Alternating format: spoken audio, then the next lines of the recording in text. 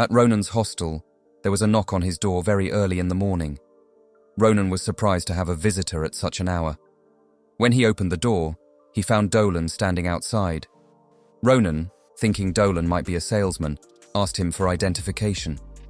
Dolan, irritated by this assumption, called Ronan a rude bastard. He felt Ronan was being arrogant and pretending not to recognize him, judging by his attire. Ronan guessed that Dolan might be an official from a noble family, but he wasn't entirely sure due to the darkness of Dolan's mana. He also noticed something else mingled with Dolan's mana. Although Ronan couldn't quite identify what he was seeing, he felt certain it was something familiar. While Dolan was staring at Ronan, the Duke arrived to intervene. He reminded Dolan that it was their fault for visiting Ronan without prior notice. Dolan addressed him as Duke Joseph and apologized for his behavior. Ronan was astonished to realize he was in the presence of the Duke. Joseph then apologized to Ronan on behalf of Dolan. With a smile, the Duke asked Ronan if he could spare some time. Stepping into Ronan's room, he handed him a box containing a sheath for his sword. Ronan was surprised and asked why the Duke had delivered it personally. Joseph explained that the blacksmiths and Dolan had begged him to bring it. Joseph thanked Ronan for saving the Grand Cappadocia, mentioning that the House of Grancia and the Grand Cappadocia had been allies for a long time. He informed Ronan that his sword, Palarod, was crafted by Doron. Reaching into his jacket, Joseph retrieved an item and told Ronan he wanted to give it to him as a gift. Ronan was stunned by what Joseph wanted to give him. Joseph handed him the Grancia crest of proof, bearing the seal of the family head. Ronan couldn't believe Joseph was offering something so valuable. This crest could buy 3 villages. Joseph explained that they must treat their savior well to uphold the honor of the Grancia. He informed Ronan that his men had also delivered the blacksmith's gifts and the crests of proof to both Maria and Asel. Ronan could already imagine how Asel and Maria were reacting. After presenting Ronan with his gift, Joseph requested that Ronan tell him everything about the person behind the incident. With a serious expression, Joseph stated that he was very interested in learning about Eduon and Cilia. As soon as Joseph said this, Ronan saw a very bright light. He was shocked by the horrifying mana of the Duke who leads the Grancia family. Ronan told Joseph that Cilia and Eduon are crazy bastards, which annoyed Dolan. Ronan added that Cilia and Eduon are fast and extremely irritating. As he spoke, Ronan sensed an unusual energy in the air. Glancing up, he realized that Dolan was the source of this energy. Ronan was surprised by this revelation, considering Dolan hadn't budged an inch since entering the room. Yet, he began reacting the moment Ronan mentioned Eduon and Cilia. While pondering, Ronan came to the realization that Dolan emitted the same unsettling aura as Eduon and Cilia. The Duke inquired about what was troubling Ronan, questioning why he had fallen silent. Ronan was taken aback by the question. He couldn't comprehend why the Duke wasn't addressing the man Dolan was emanating. The Duke inquired if Ronan was feeling uncomfortable. Ronan was astonished by the question. He was aware of Duke Grancia's reputation as a formidable figure on the continent. Yet, he couldn't perceive the mana. Ronan swiftly realized he was the sole individual able to see this distinctive mana. He questioned the Duke if he had heard about the arrival of the stars. As soon as Ronan posed the question, Dolan's expression shifted. Observing this change, Ronan opted to test Dolan's reaction. He informed the Duke about Nebula Clasia and their objectives. The Duke was profoundly startled by this revelation, finding it hard to believe that such an organization existed on the continent. Joseph inquired if Ronan had acquired all the information independently. Ronan informed Joseph that Cilia and Eduon had confessed after he had dismembered them. With a sinister expression, Ronan admitted to Joseph that he took pleasure in witnessing Eduon and Cilia plead for their lives. Ronan was about to continue, but the Duke intervened, halting him. He informed Ronan that he would verify the remaining information from the official documents of Rhodolan prison. Declaring that he couldn't bear to hear more about the incident as it would spoil his appetite, he asked Ronan to desist. Ronan acquiesced to the Duke's request. After conversing with him, Ronan solidified his suspicions regarding Dolan. Ronan came to the realization that Dolan had completely lost control of himself. He couldn't fathom that the Nebula Clasia had infiltrated even the Grancia family. Recognizing the urgency of the situation, he knew he had to take immediate action. Before Joseph departed, he expressed his intention to leave. However, Ronan stopped him, insisting that there was something crucial he needed to know about the nebula Clasia. Joseph requested Ronan to disclose the information.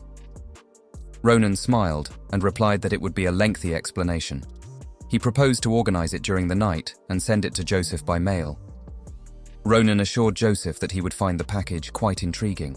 With a sly grin, Ronan hinted that the package would be particularly captivating because it delved into a Hayute. Dolan was shocked by this revelation. Later that night, as Ronan slept, Dolan broke into his room and attempted to assassinate him. However, when Dolan swung his sword at Ronan's neck, he realized he struck against rocks instead. Astonished, he discovered that Ronan wasn't in the bed, but was on the ceiling of the room. He greeted Dolan as Rat Bastard Number 3 and welcomed him into his room. Dolan was taken aback by Ronan's anticipation of his arrival. Turning to face Ronan, Dolan inquired about how he knew of his intentions. Ronan leaped down from the ceiling and instructed Dolan to turn around. As Dolan obeyed, he spotted someone watching them. Ronan informed Dolan that the individual was a special guest, invited specifically for him. Dolan was profoundly astonished by the presence of this person. It turned out to be Dolan's young master, Shilifan, whose expression was filled with horror. Shilifan instructed Dolan to explain the situation to him. A few hours earlier, Ronan had visited Shilifan in his room. Shilifan was taken aback by the unexpected visit, even more so when Ronan revealed his plan to ambush Dolan that night. Skeptical of Ronan's suspicions, Shilifan questioned his sanity and asked if he had any proof to support his claims. He reminded Ronan that Dolan was a highly skilled and loyal knight. He informed Ronan that Dolan's loyalty to the Grancia family was exceptional among the knights. Shilifan explained that Dolan had been chosen as his father's bodyguard after only 4 years of service. Ronan was astonished to hear this, finding it hard to believe that Dolan had attained such a prestigious position so quickly. He believed that 4 years was too brief for a knight to earn such a position. He told Shilifan that their family was likely already infiltrated by spies. Shilifan was shocked and confused by Ronan's assertion. Ronan advised him not to worry about it and said it wasn't necessary for him to uncover Dolan's true identity. Instead, he asked Shilifan to come to his room later that night. He told Shilifan that if his suspicions were correct, he would be saving his family. The scene then shifts back to Ronan's room. Shilifan drew his sword and pointed it at Dolan, demanding an explanation. Dolan was stunned, unable to comprehend why his young master was in Ronan's room. Ronan laughed at Shilifan's question. He told Shilifan that Dolan wouldn't answer simply because he was asked. He called Shilifan naive, believing that Shilifan wouldn't survive in the harsh world if he continued to be so nice. Dolan then lifted his leg and slammed it onto the ground. As soon as Dolan's leg touched the ground, his body began to emit a large amount of mana. Both Ronan and Shilifan were shocked. Ronan was taken aback by the sudden heaviness in his body, realizing that Dolan was using his aura to weigh him down. While Ronan was preoccupied with the change in his body, Dolan seized the opportunity and rushed to attack him. Ronan managed to block the attack with his sword, but was pushed back. Dolan's aura completely suppressed him. Enraged by this, Shilifan demanded an explanation from Dolan. Ignoring Shilifan's question, Dolan rushed to attack him. As their swords clashed, Dolan told Shilifan that he was too naive. Dolan felt relieved that Shilifan was inexperienced in controlling the range of his aura. He knew Shilifan wouldn't use his powerful technique in a confined space where others could easily be caught in it. Shilifan, still in disbelief that his loyal knight had turned on him, was deeply frustrated by the situation. Dolan attacked Shilifan, expressing regret as he pressed him down with his aura. He assured Shilifan that he didn't want their relationship to sour. Dolan explained that Ronan had disrupted his plans. Shilifan was surprised by Dolan's formidable skills, noting that they differed from what he was accustomed to. He found it hard to believe that Dolan had concealed his abilities for years. He questioned Dolan about when he had betrayed the family. Annoyed by the accusation, Dolan pushed Shilifan away with his sword. With a menacing glare, Dolan informed Shilifan that he had never been a knight of the Grancia family. As soon as Dolan spoke, he charged towards Shilifan. KingLeywin was stunned by Dolan's revelation. Realizing Dolan was a spy, KingLeywin urged Ronan to take action as he wished. Without hesitation, Ronan intercepted Dolan's attack. Dolan was astonished to see Ronan, unable to comprehend how Ronan was still capable of movement. Ignoring Dolan, Ronan addressed KingLeywin as a frustrating brat.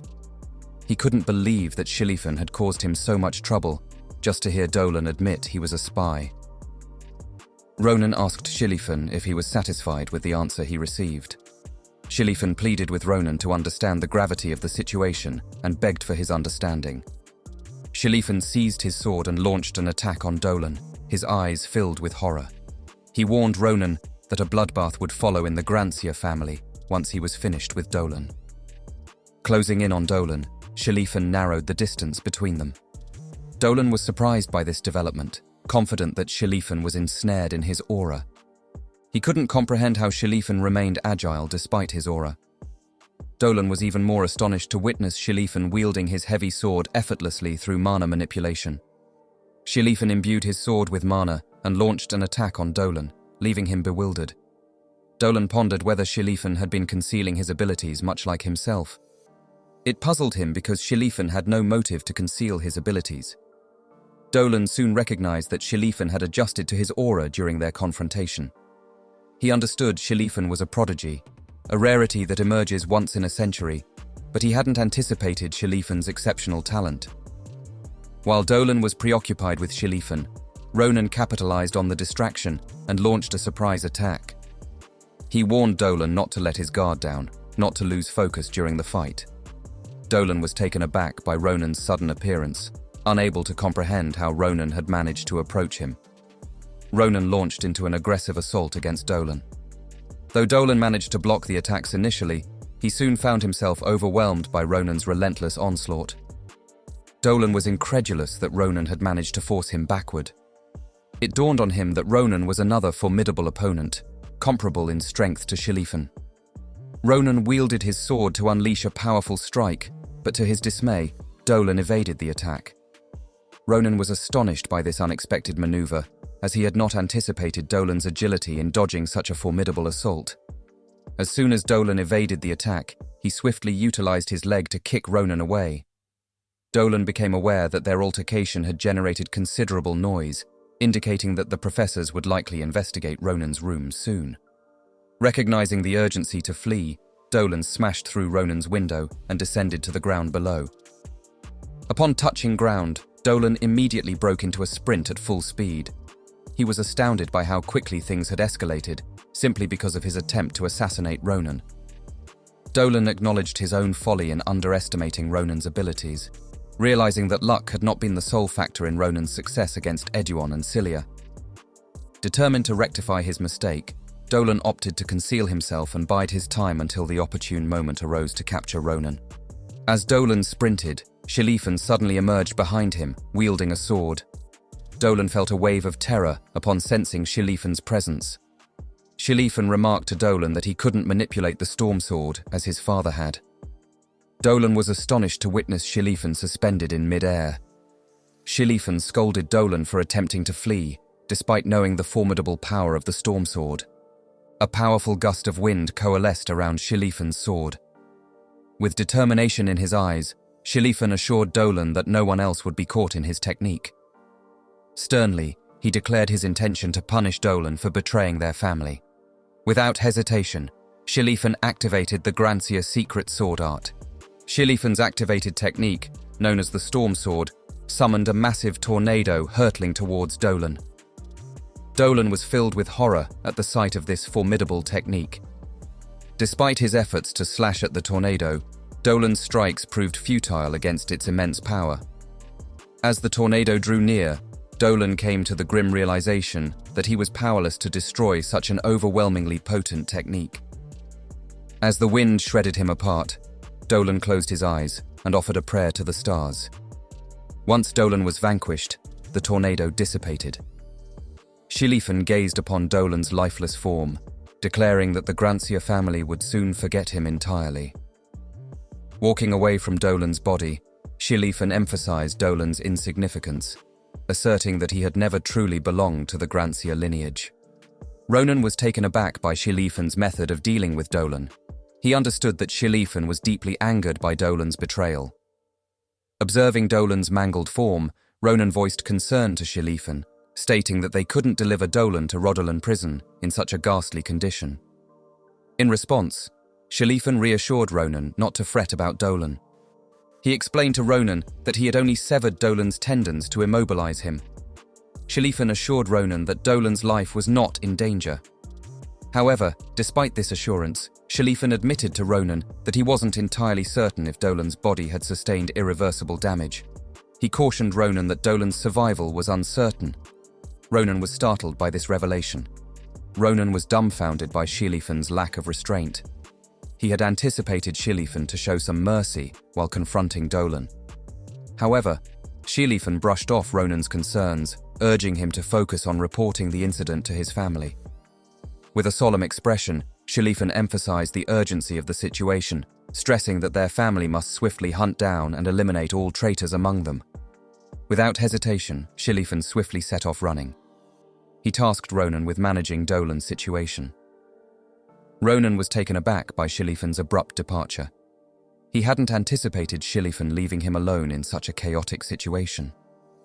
Annoyed by the mess KingLeywin.Manhwas had left behind and the responsibility thrust upon him, Ronan felt overwhelmed. As Ronan shouted at KingLeywin.Manhwas, a portal materialized behind him. From the portal emerged a swordsman who inquired about the commotion. The newcomer questioned Ronan about the storm that had rattled the dormitory and if he had been ambushed. Ronan turned around, startled to find a portal behind him. His surprise deepened upon seeing the swordsman emerge from the portal. To Ronan's astonishment, the individuals stepping out of the portal were none other than Principal Kravar, who had created the portal, and Instructor Naviros, who had come to aid him. As Ronan glanced at Naviros, he couldn't help but notice her peculiar yet charming pajamas. Ronan was surprised by the sight. He hadn't anticipated Naviros wearing such attire for sleep. Offering Naviros a thumbs up, he complimented her on her unique choice of clothing. However, Naviros was irritated by the comment, urging Ronan to focus on answering her inquiries. Kravar chimed in, instructing Ronan to address Navaros's questions and emphasizing that Navaros's attire was inconsequential. Ronan was also surprised by Navaros's clothing choice. Kravar was relieved that Ronan wasn't injured. He then inquired about the disfigured body nearby. Ronan was startled by the question, uncertain of how to begin explaining to Kravar. He assured Kravar that he would provide a thorough explanation shortly. Before divulging any information, Ronan requested Kravar to echo his words. Kravar was surprised by Ronan's unusual request and asked him to directly communicate his message. With a fierce glare, Ronan instructed Kravar to label Ahayute as an insane bastard. Kravar was stunned by the demand, unable to comprehend why Ronan would request such an odd statement. Navarose wasn't surprised by Ronan's request. She swiftly deduced that the situation was linked to Nebula Clasia. Uncertain of what action to take, Kravar opted to comply with Ronan's demand. The awkwardness of the situation weighed heavily on both him and Navarose. The scene transitions to Ronan in Kravar's office. Having just concluded his explanation to Kravar, Ronan left Kravar surprised by the revelation of a spy within the Grancia family. Kravar came to the realization that Nebula Clasia posed a far greater threat than he had anticipated. Furthermore, Kravar was astonished by Ronan's capability to handle the situation with Dolan. He expressed his gratitude to Ronan for his efforts. He conveyed to Ronan that they had averted a significant disaster, all thanks to him. Ronan chuckled at Kravar's praise and urged him to refrain from flattering him. Ronan resolved not to disclose to anyone his ability to perceive the distinctive mana emitted by Dolan. He harbored uncertainties regarding the true nature of this peculiar mana and opted to keep it to himself for the time being. Ronan was keenly aware that his possession of such a unique ability would put him in jeopardy if Nebula Clasia ever discovered it. Moreover, he realized that those around him would also be at risk. Kravar informed Ronan that a comprehensive investigation into the Grancia family would commence shortly. He reassured Ronan, urging him not to concern himself with Dolan and Nebula Clasia. Kravar recognized that the Empire owed a debt of gratitude to Ronan for some time now, especially since the incident in the Grand Cappadocia. As the principal, Kravar expressed his intention to properly reward Ronan for his contributions. He queried Ronan if there was anything specific he desired. Ronan's excitement surged upon hearing the question, seeing it as a golden chance to pursue one of his aspirations. Ronan disclosed to Kravar that he harbored a desire to undertake a particular endeavor at the academy, seeking Kravar's endorsement. Kravar was taken aback by Ronan's request, intrigued by what Ronan had in mind. The scene transitions, revealing Ronan standing beside a bulletin board in the academy's plaza. Ronan affixed a paper to the board and garnered the attention of his peers. He queried if they were weary of the restrictive nature of the school's club activities.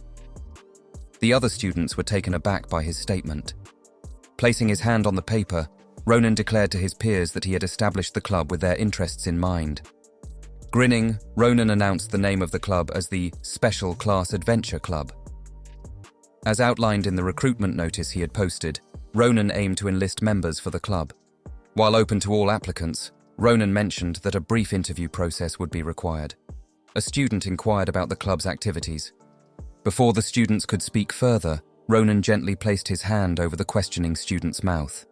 Smiling, he addressed the other students, explaining that the Special Class Adventure Club was a highly beneficial organization aimed at nurturing talented individuals poised to make significant contributions to the Empire. Their emphasis lay in enhancing students' skills through hands-on, real-world activities. Ronan revealed that the Special Class Adventure Club was the sole organization sanctioned by the principal for outdoor activities.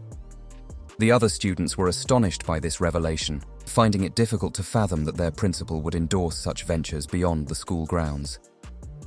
Ronan invited those interested in joining the club to meet him for interviews at the first arena of the Galarian Hall, expressing gratitude to his peers for their attention. A girl wearing a hood observed something peculiar about Ronan. Despite his unsettling grin and jovial interactions with fellow students, the girl's gaze remained fixed on Ronan. She appeared to detect something distinctive about him beyond just his unsettling smile. Days later, Ronan found himself at the Galarian Hall, bewildered by the unfolding events. Perplexed, Ronan couldn't comprehend why students weren't showing up for his interviews. He had anticipated a rush of applicants after his performance at the plaza. His surprise grew as he noticed the lack of student attendance, with only Maria and Acel remaining consistent. Maria was taken aback to see Ronan puzzled by the students' avoidance. Maria urged Ronan to recall the recent interviews he had conducted. She pointed out that he had engaged in random sparring sessions to assess skills. Moreover, Maria noted that Ronan had asked students some concerning questions, such as whether they were willing to risk their lives for missions. The revelation shocked the other students, who couldn't comprehend why they should risk their lives for a mere club. One student confronted Ronan, informing him that rumors about his conduct had circulated throughout the academy. The students began to jest that they would need 10 lives to join Ronan's club. Disappointed by their apparent weakness, Ronan felt a pang of disappointment. Ronan held firm to the belief that he had tested them just as soldiers are tested in the military. However, he harbored little concern about amassing a large number of students in his club. His sole focus was on recruiting promising individuals. As he expressed this sentiment, a struggling student attempted to rise to their feet. Ronan inquired if the student felt refreshed now that they were standing. Ronan found it puzzling that the student desired to spar with him, especially after Ronan had already invited them to join the club. He saw no necessity in assessing the boy's skills further. To his surprise, the heavily breathing student turned out to be Ronan's senior, Braum. With a smile, Ronan informed Braum that he had passed the test. Expressing gratitude, Braum thanked Ronan for granting him entry into the club. Ronan, however, cautioned Braum that the club would pose considerable challenges and encouraged him to reconsider his decision. Unfazed, Braum flashed a bright smile and assured Ronan that he was willing to endure any difficulties as long as he could grow stronger. Pleased with Braum's determination, Ronan instructed the club members to return to their dorms. Ronan advised the members to take some rest before the club activities began in earnest. Acel inquired about Ronan's plans for the meantime. Ronan explained that he intended to wait a bit longer for potential interviewees, hopeful that a promising student might still choose to join them. However, as night fell, Ronan came to the realization that no new students had arrived to join his club. Ronan was incredulous that not a single student had attempted to apply. Feeling disheartened, he made the decision to abandon the endeavor. Turning to Adeshan, he requested her assistance in packing up. Expressing his gratitude, he thanked her for aiding him with the interviews. Despite Adeshan's busy schedule as a teaching assistant, he appreciated her willingness to lend a hand. Assuring Ronan, Adeshan urged him not to fret over the lack of applicants. As they tidied up the chairs, Adeshan mentioned to Ronan that she would have considered applying to the club if her assistant duties hadn't kept her occupied. Ronan was taken aback by her statement. Though he held Adeshan in high regard, he had never entertained the idea of allowing her to join the club had she applied. Ronan experienced a pang of guilt as he grappled with the realization that he hadn't figured out how to broach the subject with her. Adeshan's aspirations of becoming a general lingered in his thoughts, and he recognized the need to address the matter. Witnessing her relentless dedication to this goal only made it harder for him to contemplate dissuading her from pursuing it. Ronan acknowledged that he needed to afford Adeshan more time before broaching the subject. While pondering his next steps, the mysterious girl suddenly materialized before him at the arena. Expressing her delight at meeting Ronan there, she had assumed he would have completed the interviews by then. Ronan was surprised by her sudden appearance. Ronan was puzzled, realizing he hadn't sensed her presence as she entered the arena. He greeted her with a smile, inquiring if she had come for an interview for their club. Surprised by his question, the girl inquired if she would be allowed to do something specific upon joining the club. Ronan, perplexed, asked for clarification about her intentions. Straining to hear her clearly, Ronan asked the girl to speak louder. As she pulled down her hood, revealing her distinct features with blood-red eyes, she made her unusual request. She inquired if she could touch something on him once she became a member of the club. Ronan was shocked by the girl's request. He puzzled over what she meant by wanting to touch it. Assuming she meant his body, he blushed with embarrassment. Quickly, he cautioned her against any inappropriate behavior. However, the girl clarified that she had no intention of doing anything to him. The girl explained that she wanted to touch Sita. Ronan felt a sense of relief at her clarification. Wondering why she hadn't simply said so earlier, he assured her that Sita was always by his side. Ronan promised that if she joined the club, she would have the opportunity to touch Sita. Delighted by this prospect, the girl's happiness was evident.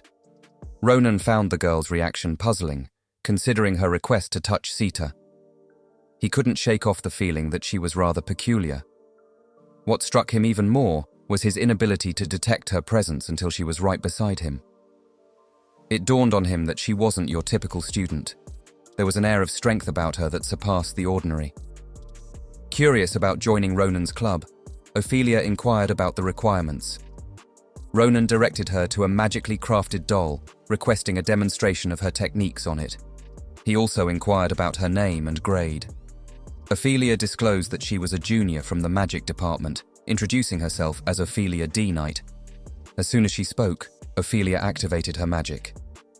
A radiant beam emanated from her eyes, while a crimson and shadowy aura enveloped her form. Ronan and Adeshan stood in awe, taken aback by this display. They were astounded that Ophelia wielded dark attribute magic, a rarity among practitioners. Adeshan marveled at Ophelia's mastery, as controlling dark mana was notoriously challenging. As Adeshan marveled at Ophelia's magic, Ronan observed something startling about Ophelia's mana. Despite its subtle presence, Ronan discerned it clearly. Within the core of Ophelia's mana, he detected a distinct blood-red energy. This revelation left Ronan profoundly surprised. In a swift moment of recognition, Ronan connected the energy he saw with something familiar. It resembled Sita's mana. As Ophelia concentrated her energy into her fingertips, she unleashed a spell known as Shadow Claw. With the incantation, her mana materialized into a claw-like form and assaulted the magically engineered doll. As soon as Ophelia's magic made contact with the doll, it detonated, scattering debris in all directions. Ronan and Adeshan stood in stunned silence, witnessing the sheer force of Ophelia's powers. Ronan quickly intervened, informing Ophelia that a duel wasn't necessary. As the dust settled from the explosion, they beheld the aftermath. The magically engineered doll lay in pieces, a testament to Ophelia's formidable magic. Ronan and Adeshan exchanged astonished glances as they processed Ophelia's display of power. Ronan wasted no time in acknowledging her success, declaring that she had passed the test. However, before Ronan could voice his inquiries about Ophelia's unique mana, she preemptively responded through telepathic magic, revealing an intuitive understanding of his unspoken thoughts. Ophelia's voice echoed in Ronan's mind, asking him if he had noticed the red blood energy. Ronan was taken aback by Ophelia's telepathic communication, astonished by her ability to delve into his thoughts. With a calm demeanor, Ophelia drew her hood over her head, urging Ronan to keep their exchange confidential. She expressed her reluctance to have Adeshan or anyone else overhear their conversation. Ophelia expressed her concern about potential stress and annoyance if their conversation were overheard. She suggested they continue their discussion outside and indicated she had questions for Ronan as well.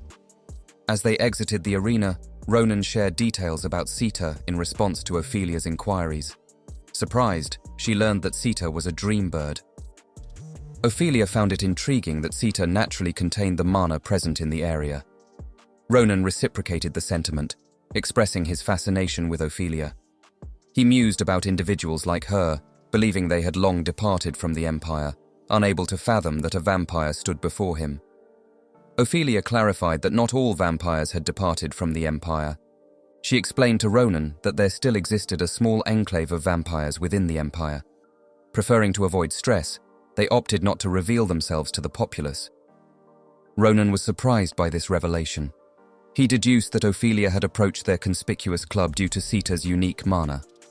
Ophelia revealed to Ronan that she sensed Sita's energy the instant she laid eyes on him at the plaza. She marveled at how Sita possessed the essence of blood magic, the innate power of vampires. Ronan's reaction was more of confirmation than surprise. He had long harbored curiosity about Sita's extraordinary magic, and the revelation aligned with his suspicions, making perfect sense. Ronan shared with Ophelia that one of Sita's first acts upon birth was absorbing blood. This revelation left Ophelia astounded. The idea that Sita wielded vampire magic from the moment of her inception was truly remarkable. Ronan, puzzled by Ophelia's reaction, was shocked when she suddenly shouted, demanding to know the year of Sita's birth. Ophelia was convinced that Sita had to be at least 3 or 5 years old. Ronan and Sita exchanged surprised glances at Ophelia's assumption. Ronan clarified that Sita was only 2 months old. Ophelia was incredulous. She struggled to comprehend how Sita, at just 2 months old, could emit such dense blood mana. With a sly expression, Ophelia contemplated the potential benefits of Sita's abilities. She then turned to Ronan and cautiously asked if he could assist her with a request. Ronan was surprised by her sudden proposition, considering they had just met. Ophelia explained that while her initial intention was merely to observe Sita, her plans had evolved during their conversation. She assured Ronan that she would dedicate herself to the task if he fulfilled her request. Explaining that she couldn't commit to the club at the moment due to her ongoing research, Ophelia caught Ronan off guard. Intrigued, he inquired about the nature of her research. The following day, Ronan led his newly formed club members to a location known as the Nest. This location served as the Academy's clubroom area. As the team explored their new space, Ronan couldn't hide his surprise at the Academy dedicating an entire building to a student club. It was a gesture of generosity he hadn't anticipated. Glancing back at Asel and Maria, Ronan shared his amazement with his fellow club members. Noticing a difference in their appearance, Ronan observed closely and realized they were carrying weapons crafted during their time at the Grand Cappadocia. His surprise deepened as he noticed Maria wielding a greatsword instead of her usual dual blades. Maria explained that a blacksmith named the Great Commander had forged a sword more suited to her strength.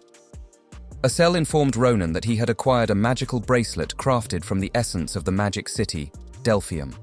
Beaming with satisfaction, Asel explained how the bracelet had enhanced his mana control, doubling his speed and power. Ronan couldn't help but feel delighted at the remarkable upgrades his friends had received in their arsenal. Maria inquired why Ronan had requested them to come armed to the clubroom. Ronan replied cryptically, stating that he would explain once they were inside. With a grave expression, Ronan gathered his club members and informed them that they were here for a crucial discussion. Once they had all taken their seats, Ronan revealed the sole purpose behind establishing the club. Ronan explained his primary objective: to expedite the development of their latent abilities through practical experiences. However, the true motive was to ready his club members for the impending invasion by Ahayute and his cohorts. He disclosed his plan to visit one of the unexplored mountain ranges within the Empire as their inaugural destination. The chosen destination was Vidian Mountain, a name that elicited surprise from Maria and Acel at the prospect of a mountain excursion. Braum, on the other hand, welcomed Ronan's decision with enthusiasm. Renowned for its peculiarities, Vidian Mountain promised a unique experience. Ronan shared with his members that besides the club's objectives, he had personal matters to address there as well. Ronan rested his hand on his sword, signaling to Maria and Acel that there was a matter he needed to address with them. Their expressions shifted to surprise, perplexed by any offense they might have caused. Maria urged him to explain the issue. Ronan reassured her, dismissing the concern. He then instructed the club members to step outside. With a grin, he revealed his intention to engage in a friendly sparring match with them,